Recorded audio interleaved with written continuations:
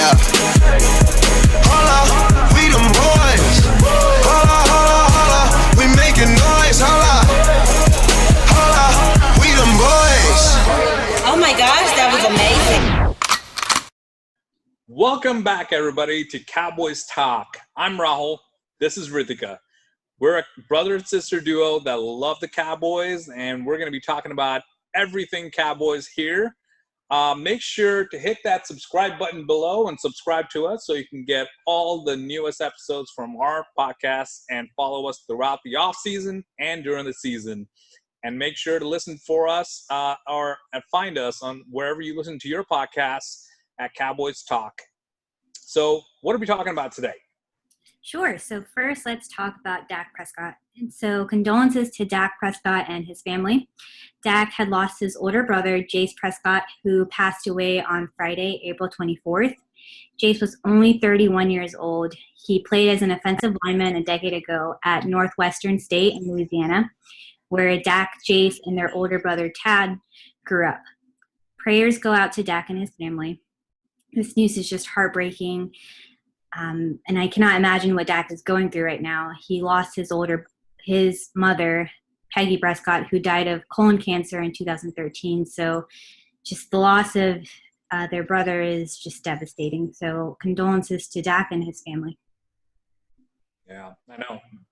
Losing his mother was really, really hard on Dak, and this one's going to just add on to that. It's a terrible, terrible thing to happen. I remember just recently we saw both his brothers on that Campbell Soup commercial with Dak. Just terrible thing to happen. So my prayers to Dak and his family. Just a really sad thing to happen. And hopefully he can stay strong for himself and the rest of his family around him, make it through this. All right. So the show must go on. We should now talk about the NFL draft, which is probably the biggest thing that's happened all this year aside from the coronavirus. So let's talk about the Cowboys draft. So I think our overall draft grade for the Cowboys would be an A++. And here's why. It's probably the most smartest and most successful draft we've had yet. So let's list off all of the players that we selected during this 2020 draft. Round 1, with the number 17 overall pick, is CeeDee Lamb, receiver from Oklahoma. Round 2, number 51 overall pick is Trayvon Diggs, cornerback from Alabama. Round 3, number 82 overall pick, Neville Gallimore, defensive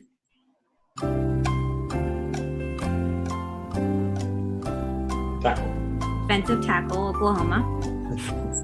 Round 4, number 123 overall pick, Reggie Robinson, cornerback from Tulsa. Round 4, number 146 overall pick, Tyler Bidage, corner from Wisconsin. Round 5, number 179 overall pick, Bradley Anae, defensive end from Utah. And last but not least, round 6, number 231 overall pick, Ben DiNucci, quarterback from James Madison. So let's break down these draft picks. So our first round pick, CeeDee Lamb. What do you have to say? Let me just say that today I've got Patron poured up in my cup, and I'm celebrating because this was one hell of a draft for the Cowboys. Getting CeeDee Lamb and Trayvon Diggs, unbelievable. I don't think anybody expected both of these guys to be available at the spots where we were at, especially CeeDee Lamb. Nobody thought CeeDee Lamb would fall down up to there. Well, I guess there was, I think it was Todd McShay had it on his mock draft, but most everybody had him going around like pick 11 or 12. But boy, did we get lucky with getting CeeDee Lamb where we did. And another thing that I love is that Eagles couldn't get him because I know they really wanted this guy too. was awesome. I loved it. I loved it, and I love this pick. This guy is going to be really good. He has that that go-getter thing that Des Bryant used to have, where he can throw it up. He's got that that leap where he can go up and get that ball. Great hands. A new era Des Bryant and Michael Irvin mixed in one. Yeah, I like him. Really good. He's going to do great for us. He's going to fill in that slot that we had left from Randall Cobb for that slot position, and he's a speed guy, man. It's going to be awesome. It's going to be awesome. I'm really excited for him. Great pick. Yep. Great pick. This is the first time we selected a receiver in the first round since Des Bryant, which was 10 years ago. I think the issue would be what we should talk about is what CD's contract price going to be. Cooper got a 5-year deal, $100 million, and we have other players that got paid recently, like Zeke. So we're definitely going to see some imbalances with the salary cap, but I think that can be adjusted, and Jerry's always got a plan. So I know Dion had this concern about CD's value hitting us later on, hitting the salary cap. But that's something we'll deal with later on down the road. We don't know what's going to happen, who's still going to be around, what our salary cap's going to look like down the road. But for now, you got to go and get that guy. If he's available at that position, just like what we did with Zeke. We didn't have an immediate need for a running back at that time, but if a talent like Zeke is there at that position, you go and get him. You get him and look at what he's done for us. I mean, that CD is going to be around for a long time. He's a talented dude, young. He's going to be around for a while, and we have him for cheap right now. And our window is right now as well. We have a young, talented squad right now. So get him on, build him, and grow, man. Like this team has what it takes to win the division and go into the playoffs. I mean, they did it 2 years ago. They had some weaknesses on defense, and I think we addressed a lot of it in the offseason right now. Still have to see how everything comes together with a new defensive coordinator. But, I think it's a step in the right direction. I love this pick with CD. Yep. I think it's good. Yep. I think the best thing about having CD is that it will allow the Cowboys to put more pressure on those A-list defenses, because every time that we see the Cowboys playing those type of defenses is, all men on Amari. So I think this will allow the Cowboys to spread the coverage between him and Amari. So it kind of gives us more will room on the field as well. Yeah. Right. And then right after him, we got Trayvon Diggs, brother of Stephon Diggs. And this dude is good. He is talented. He is filling in that big hole that we had that we talked about last time with Byron Jones leaving. We needed a solid cornerback, and this guy is going to be it. Still can't believe Byron went to the Dolphins. I know. The Dolphins have so many Cowboys that they've got from us. I think it's Byron, Taco Charlton, and Alan Hearns. And now today they just got Kayvon Frazier. So Miami Cowboys, man, they're on the ups right now. And how about Miami right now with Tua in the first round? So I live in Miami, in case if you guys are not aware, and everybody else that I know here in Miami that are big Dolphin fans, thrilled and on cloud nine right now. They've been chanting "Tank for Tua" for so long, and I know some of them were like, "Oh, maybe Joe Burrow would have been great," but I think Tua is going to be a good fit for them here. They're super happy over here, and they got some good. Dolphins are now on the road to the Super Bowl. Yeah, right? Yeah.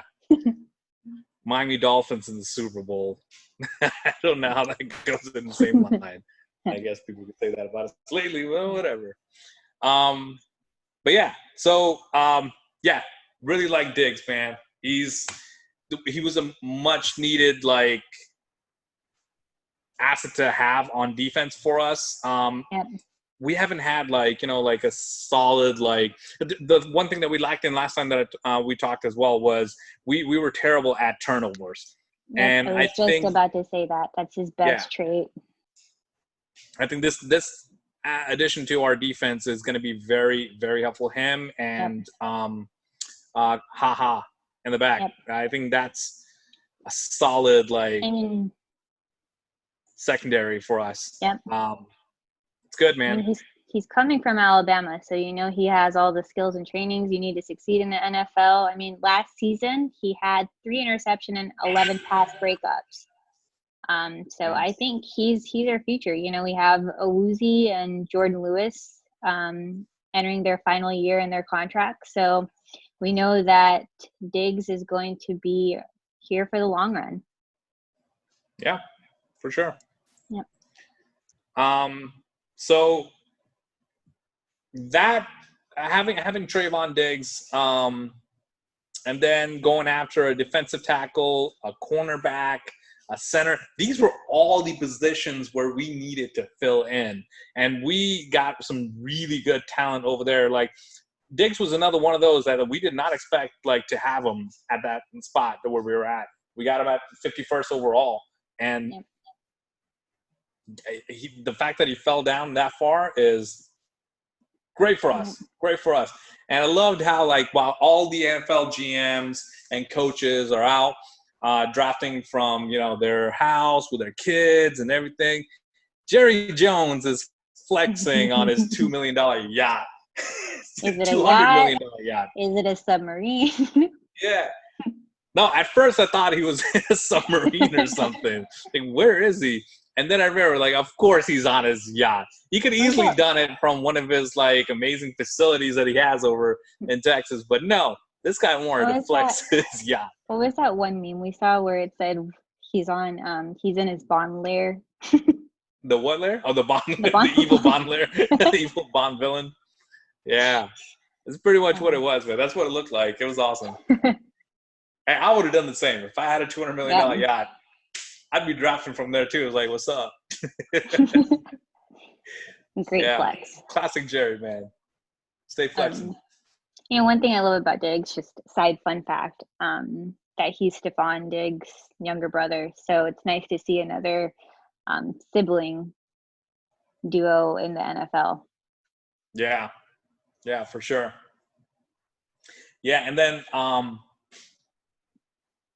Tyler Biadasz.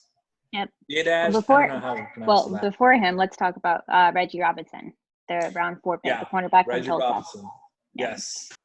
So Reggie Robinson, the second, another cornerback, also had a great year at Tulsa.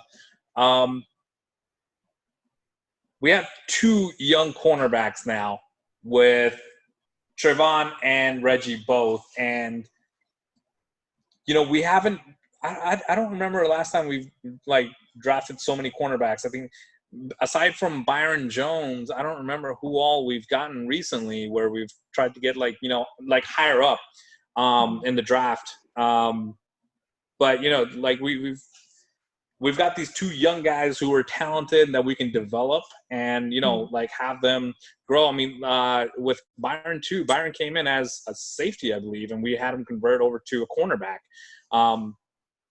And turned out really good for us. And Byron, like, he's a super talented dude, and he was able to adjust and do really well. He was just a shutdown machine on that side, man. Like nobody would throw onto his side because he was on them.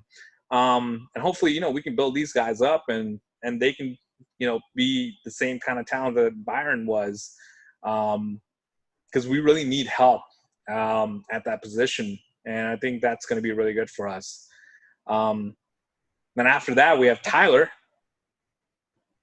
That was a very necessary position to fill up, and he's from Wisconsin as well. I mean, we made a big move with him. We traded up with Philadelphia for the final pick of the 4th round for him. Right. So he comes with a price. Yeah, we're we're talking to them now. We're on talking terms. Yeah, it was a rare trade made between the Cowboys and the Eagles. We don't usually do that, but cool to see. So we know that Travis Frederick had retired earlier in the offseason, but it's interesting and some nice background information that they both went to the same program. They're both coming from Wisconsin, but as you still watch so much film on Travis Frederick back in college, and he wanted to mold his game just like his. And he even played in Dallas back in 2017. So it's interesting to see that they both come from the same program, and hopefully that just flows through with his game as well. Dude, if he can be anything like Travis Frederick, we're good. We are Gucci. I would love it. I would love it. And by the way, I forgot to mention this. Can we talk about when CeeDee Lamb was drafted? The video that came out, and his girl went to get the phone, and even though he's on the phone talking to Jerry, he's like, "No, you ain't." And takes that phone Let's clear this up though. So let's hear CeeDee's side of the story. He did tweet out, and he said that it wasn't like that. So he's claiming that she didn't snatch his phone to see anything, but I mean, there's always two sides to a story. But nonetheless, it was funny. It went viral. He was caught on camera. Of course, he had to say that. I loved. My favorite part was the head shake after he took it. Oh, the like, oh man, this is on camera. Let's just play it off. Like, no. That's funny. But she's cool with it. It's like, I'll put up with it. You're getting the NFL money now. Whatever. Oh man. That was hilarious. Back to the Dash. So, his best trait is that it's his competitive toughness and his leadership ability to really anchor an offensive line. And I feel like we really need that. Our offensive line struggled so much last year. He has top tier strength. He latches onto people for dear life and doesn't let go. He had so many missed opportunities last year, with our O-line. So I think this guy is the answer to our prayers. For sure. Yeah. And then Bradley Anae, Hawaiian dude, edge rusher. I saw a video clip of him like doing a backflip off a little cliff into the water when he was in Hawaii. This dude is athletic. He's athletic, and he's speedy, man. He is speedy. I don't know how he's going to transition into the NFL. I think he needs a little bit more size, but I think he has potential. He earned All-American honors with 13 sacks, 14 tackles. So, wow, pretty good. Yeah, really good. I mean, there's definitely potential there. Just want to see how he develops. And he's got some really, really good mentors over there to look up to and like learn from on that D line and on the edge. So I'm excited to see how he develops and how he transitions into the NFL and on that Cowboys defense. And then right after him was the quarterback pick that we picked up late in the draft. We're not expecting him. Ben DiNucci. And I saw a film on him, and I actually like this guy. I like this pick. He's good. He was a good find. He has that, that elusiveness to break tackles, get free, and, make that play. The kind of stuff that Romo used to do, like, it was exciting to watch. Is like when the line was collapsing, he doesn't give up on the play. He's still spinning, finding that, open space to get at, but still keeping his eyes down the field. And this guy was doing that in the clips that I saw. I didn't get a chance to watch his, the entire game, see how he was throughout the whole game. But from what I saw in the highlights, I mean, the technique was there. He has field presence. He's not afraid to run. There's good potential. We need a solid 70% completion rate, 29 touchdowns, 6 interceptions. So it's not bad. Really good. Really good. Yep. Really good. Small tool guy. Yep. But I mean, Yep. so is Romo. He came from a small school. But yeah, I think there's definitely something there. I think I'm excited I'm excited to see how he does, and this preseason will probably be a better way for us to be able to tell how good he is. Yep. I mean, it gives McCarthy an opportunity to really develop the quarterback. You know, he's fresh out of college. He had some depth, competition. As much as I like Cooper Rush, he is not a solution. I don't trust him to lead us through the rest of the season if Dak was to go down at any point or miss any games. We can always get John. And I don't know how much I trust Ben DiNucci either. You know, I wish we had some solid veteran like John Kitna. Right? Like, well, yeah. Let's call John Kitna back from teaching as a substitute teacher to come back and play for Romo. But John Kitna is coaching the quarterbacks right now. And, hey, Kitna did a great job with Dak last year. You could see the improvement that Dak had. Dak had his best year last year. And, I mean, I'll give it to Kitna. You know what I mean? That was the biggest difference that we made. So, and it showed. So I give him the credit for what Dak was able to do last year. Yep. The rest of it, I mean, wins and loss, I'm not going to put it all on one position. It's a team effort, but Dak did show a lot of improvement all around last year. So Kitna did good. Let's see how he can do with Ben. I'm curious to see how he does come preseason. And hopefully he's good because we need that backup quarterback, man. We need a solid backup quarterback. Yeah. Yeah, I know we Remember had what happened when Romo went down and we had close to a winless season? Oh, gosh. The haters would like to say, which one was that? We had 4 wins or something like that. I don't know. It was bad. Terrible. You know, I know we had our eyes on Jalen Hurts, especially after seeing Jerry talk to him for so many weeks, and we're getting our hopes up, and, you know, pun intended, it hurts even more to see him drafted by the Eagles. But well, what's funnier is that Eagles depth chart now says Wentz hurts, which is awesome. I love it. Okay, so joke's on you. I know the Packers are getting so much heat for drafting a quarterback higher up when Aaron Rodgers really needed that help. I mean, they're a 13-win team, and you're going to go out and get a replacement for the guy that helped you win when, you were down most of the games and he had to rally around and try to win. Same could be said for the Eagles right now. You just drafted a quarterback in the 2nd round, and he's a solid quarterback that probably could have started for most of the teams in the NFL.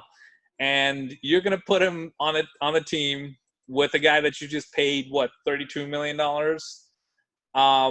And you don't think there's going to be drama there? If Wentz goes down, Jalen comes in and has even a short-term success, there is going to be noise to cut Wentz, let bygones be bygones, and make some room on that salary cap, and get more other help, and get rid of a guy who's always hurt. Yep.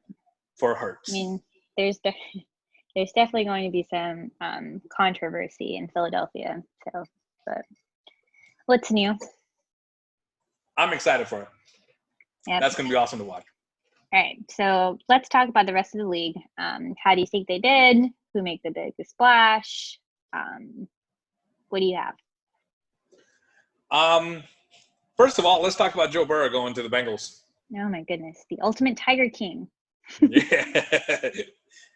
Joe Exotic going to the Bengals, which is awesome because Bengals are also Tigers.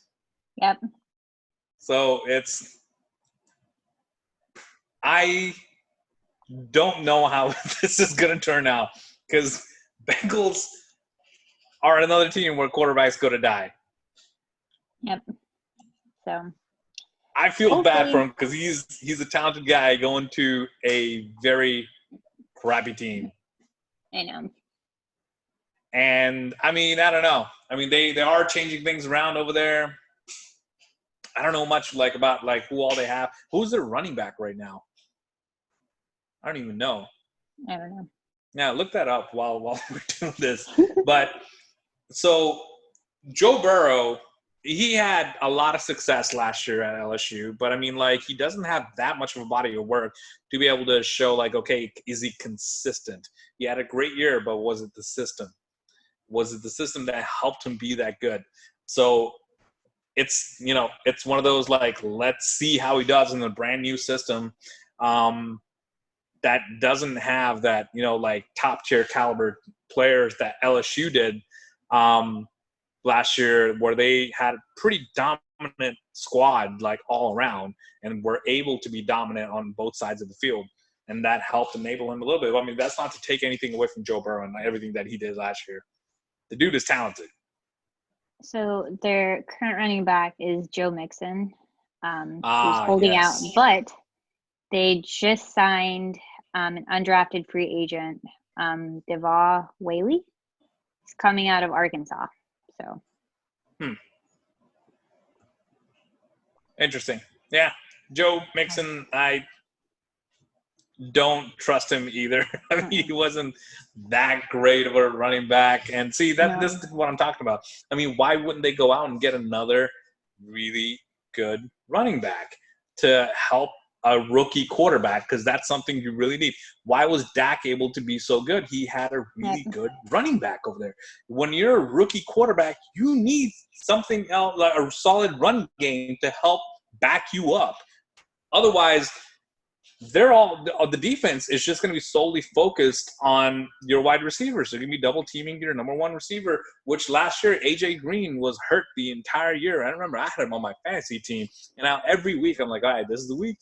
This is the week. AJ Green's coming back. He's healthy now. He'll be coming back. Nope. AJ Green, not good enough to return yet. Not good enough to return yet. Is he going to be 100% next year? I don't know. So I don't know about the Bengals. And I don't know how Joe Burrow is going to do for them, but I hope him well. I'd like to see the Bengals have a little bit of success finally. Yep. Early in the draft, this was before we selected CD, and I saw CJ Henderson, the cornerback from Florida, which was on my top prospect list, and me being a Florida alumni, I was really sad to see him go to Jaguars. Jaguar fans themselves have mixed feelings about him. But yeah, I think they made a pretty good pick with him. We had a lot of quarterbacks going out this draft. As you mentioned earlier, Tua went to the Dolphins. We had quarterback from Oregon also drafted to the Raiders. Justin Herbert. So some big moves. Yeah. I think the overall this draft was pretty loaded all around. And I think we had a really good draft. I think the Vikings were rated as the top best, and the Cowboys were second on that based on all the experts from all the big networks. But one other name I want to throw out, we were talking about undrafted free agents earlier, a running back that the Cowboys picked up from TCU, Darius Anderson. This dude, speedy, the same kind of style that Zeke has, where you give him the ball and he just finds that gap and explodes right through it. He's the same kind of running back. His nickname is Jet, so you know what you're getting from this guy. And one of the great things about this guy, he's a special teams guy, man. I saw him return a kickoff, which is something we really need. And so I love this pickup. I think he's going to be really good. And I think we got the running back that he split carries with too. what was his name?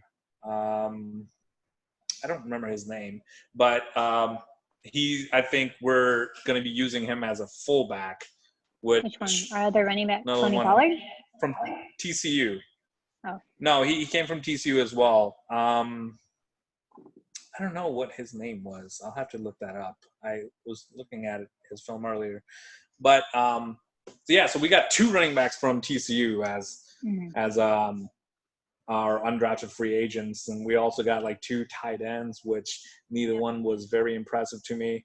But I mean, we had a lot of signings from undrafted free agency. Let's see how it does, but I like this guy. Yep. Yeah. Another big move made today. Jameis signed a 1-year contract with the Saints. Yeah. So big move within the same division. Remember that meme I sent you earlier today where like, oh, Jameis is not going to be competing for the starting job with Taysom because Jameis has completed more passes to the Saints than Taysom has in the last 18 games. That was good. Hilarious. This guy, Jameis, you don't know what you're going to get with Jameis, man. You don't know what you're getting with this guy. And dude, the NFC is just loaded. It is loaded right now. I'm happy we actually get to get more competition with Tom Brady now that he's in our conference. So you're excited for more competition? I don't want more competition, I am. Man. I don't want another 8-8 season when we're finally getting out of there. He's always kind of stayed in his land, so it's nice to kind of see him venture in. And I mean, especially now that we're ready. This was last season, I would have been like, please no, go back. But dude, Tampa is making some noise over there, but luckily they're in the same division as the Saints, and hopefully they can keep him in check over there. And the Falcons. Yeah, and the Falcons too. Ooh, Matt Ryan. That's a pretty tough division. Yeah. That is a super tough division. They're good all around, unlike the NFC East right now. we haven't had any team that's won like 2 years in a row in a long time. It's always been like, Eagles, Cowboys, and then Redskins would come up in there once in a while, and then the Giants would be like, oh, maybe, and then that was a long time ago, but Giants have not been anywhere near good. But they're on the up and up too. Giants are on the up and up, and I don't know about Dirty Dan over there. The Dirty Dan competition has ended. Yeah. There's now one Dirty Dan in New York.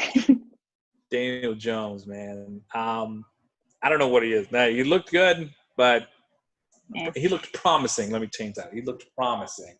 But how promising, I don't know. They got a solid running back over there. And just maybe just try to build around him and kind of do what we were doing when we had that wide receiver by committee thing going on. But except over here, the weakness is more towards your actually, they don't have that great of a depth at wide receivers either. I think everything they had, they just gave everybody away. Yeah. And Odell now, I hear he wants out from the Browns as well. He's been wanting out. Man. So, all right. So let's talk about this. So the draft this year was all virtual. Yep. This time around.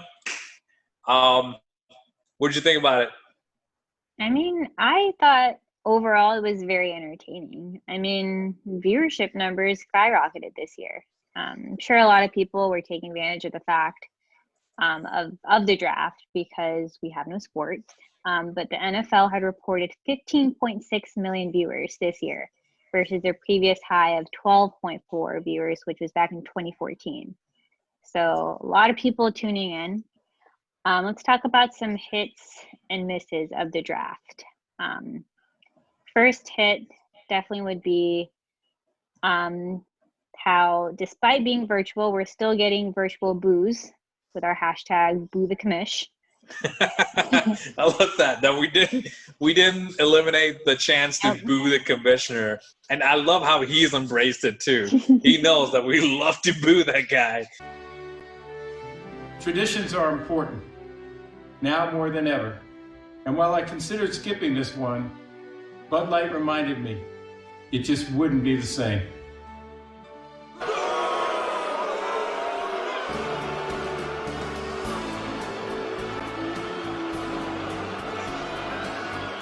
Yeah, there you go. He's like, yeah, bring on the booze. Yeah, let's do it. I was just like, I kind of felt bad him in that moment. It's like, dude, are you okay? You need a hug, Roger?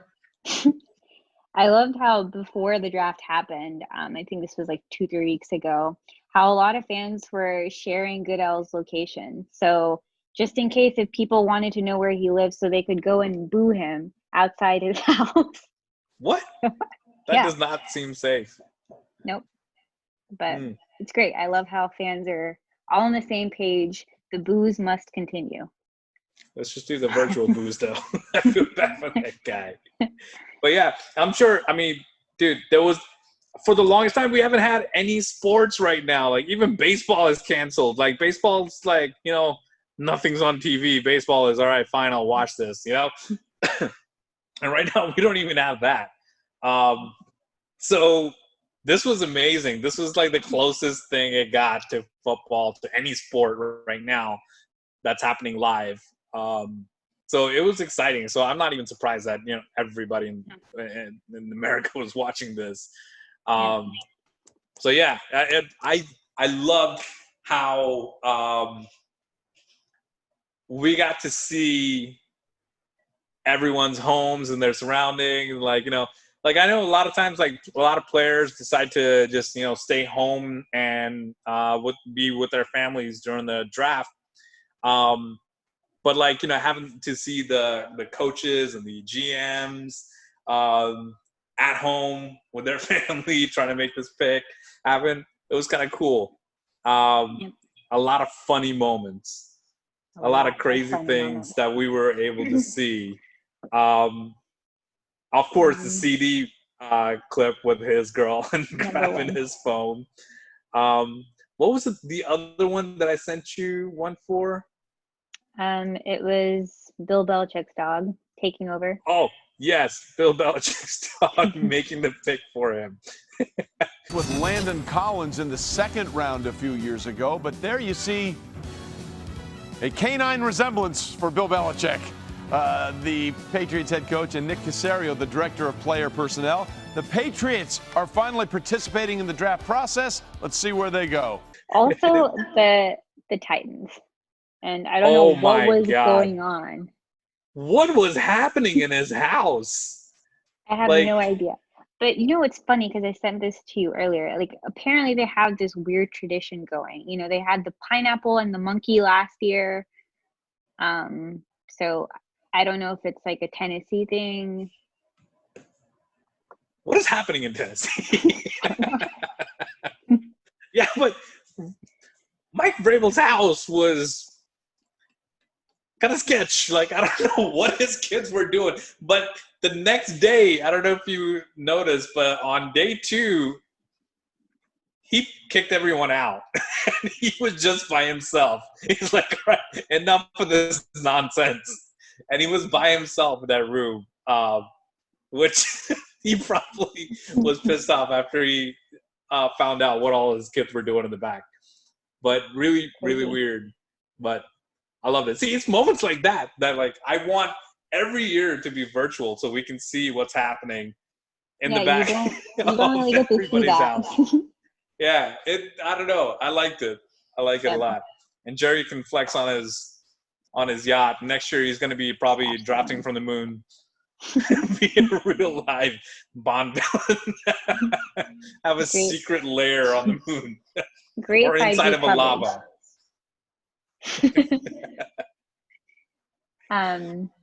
So one miss I think would be, I mean, I know the first round always starts off slow. We have some introductions and so on and so forth, but 30 minutes for the first two picks. I mean, at one point in time, they were complimenting a league owner's sectional couch. She's like, "Oh, nice sectional couch, by the way."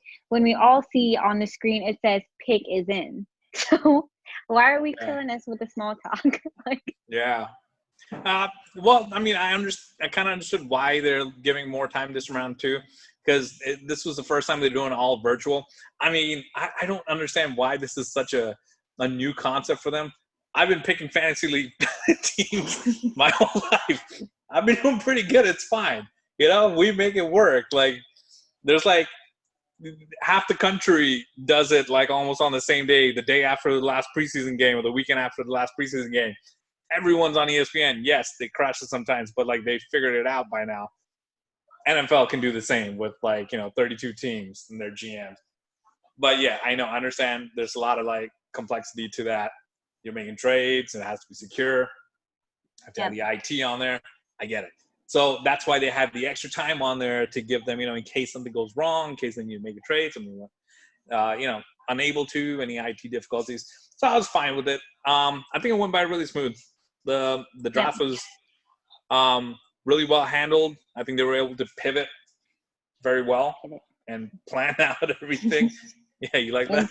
Insert Ross. Pivot. Yeah, I think it was the biggest miss for me was what in the hell was up with ESPN putting everyone on blast. Yeah, Jamal is a great player. His mom went through 6 years of drugs addiction, and his father was run over by a bus. But check out his route running and blah, blah, blah. Like, why are you putting out his family? Like, so much emotional drama on there. Like leave their family alone. Like, let's leave out all that stuff. We don't need to, point out all the terrible things that happen with their family. Like, not everything has to be such a big story, just let it be. Let them enjoy the moment. Or, once in a while, I guess, if something that's really affected the player, like, I don't know. Like, I just felt like it was overkill. It was overkill. Yeah. Like, tone it down a little bit. But it was pretty insane, man. Like, I saw almost every player had some like terrible thing that happened as highlight about them. Like, is that like a factor that all teams are looking at? Like, what's a crappy thing that's happened to you? I don't know if this was first round, or it probably was first round, but it was when they were introducing the Cowboys and they had some time to talk before the pick was in. But for some reason, they had to highlight how we haven't won the Super Bowl since like 1995. And I'm like, why is this relevant right now? Like, why do you need to bring this up during the draft? Of course, you got to point it out. They have to throw that in somewhere. Rub it in somehow. We know. This isn't even the Cowboys pick. Right? I get it. Right. But yeah, it was a fun draft. I like this. I want him to do this more often. I want to catch more weird stuff that happens. Well, there was this one other player who his girl was sitting on his lap when they made the call, and his mom had to come pull her off. I remember that. That was another really funny one. Oh my God! See, we wouldn't have gotten to see all these moments if it was just all professional and they're all war rooms. No, I like this. It's good. It's like our own little reality show, and I'm not big on reality shows, but this I would watch. This I loved watching. I liked it. All right. So what else do we have? So that's about it that we have for today. That's it. Cool. All right. So hope you guys enjoyed another episode of Cowboys Talk. Again, make sure to hit that subscribe button down there and subscribe to our channel. Get all the updates. As soon as we post a video, you'll know it. And also look out for us on Instagram at Cowboys Talk Podcast. Follow us, and we'll give you some more insights there. And wherever you listen to your podcasts. Look for us, Cowboys Talk. Hit subscribe. Thanks for tuning in. Thanks for listening to us ramble on about the Cowboys. And we will see you again next week. See you later. Yeah. Holla, we them boys.